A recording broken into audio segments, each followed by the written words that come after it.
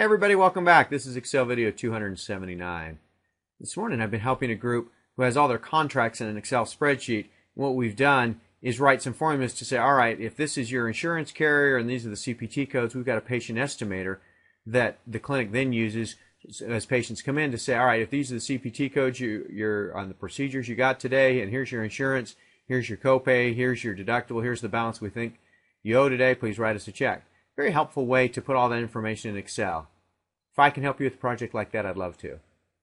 Today what I want to do is wrap up what we've talked about in the basics, in this Home tab, just some of the getting started things that we've talked about in Excel. And the last issue I want to talk about just briefly is occasionally folks will say, all right, Nate, do I do this project in Excel or do I do it in Word? And typically I look at it and say, hey, if most of the project is words, believe me, my fellow paper that I'm working on is in Word. If most of the project is numbers and there's some text around it, I'll simply put the text around it in Excel and use Excel's power to do the numbers. It's kind of a personal preference thing when it comes close, and you've got to decide, well, there's some words and some numbers, what do I want to do? I mean, I'm going to go to Excel because that's what I know.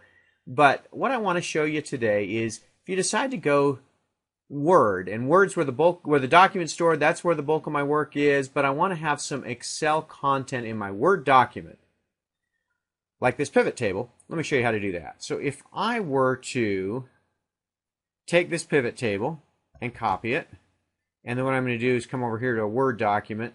What I want to do is focus on how I paste the Excel pivot table into Word, because there's a couple of choices here if you click the drop down. You know, you can worry about the formatting, whether or not you use the source and it looks like a pivot table, or the destination, it looks like a Word table. But the real important question is, do I link it or not? If I link and keep source, or link and use destination styles, what a link will do is when my pivot table updates or I change it, my Word document, I got to leave it there, my Word document will change. Whereas if I don't link and I come over here, then when my pivot table changes, my Word document will be static. And especially it'll be that way if I just take a picture of it and that's all I do. So what I want to do is choose link and keep source formatting. So now that I have source formatting kept, if I come back over here and let's do a couple of things. Let's add 2009, and let's just for fun pick, let's see, that's a design we'll be able to see on the other side. So if we come back over and look at Word, see how Word now includes 2009 and the formatting looks a little bit different to match what's going on over there? The idea is when you paste, make sure you link what you pasted from Excel, and then Word's smart enough to go back and look and see what's going on in Excel, and then as Excel changes, Word will go back and pick those changes up.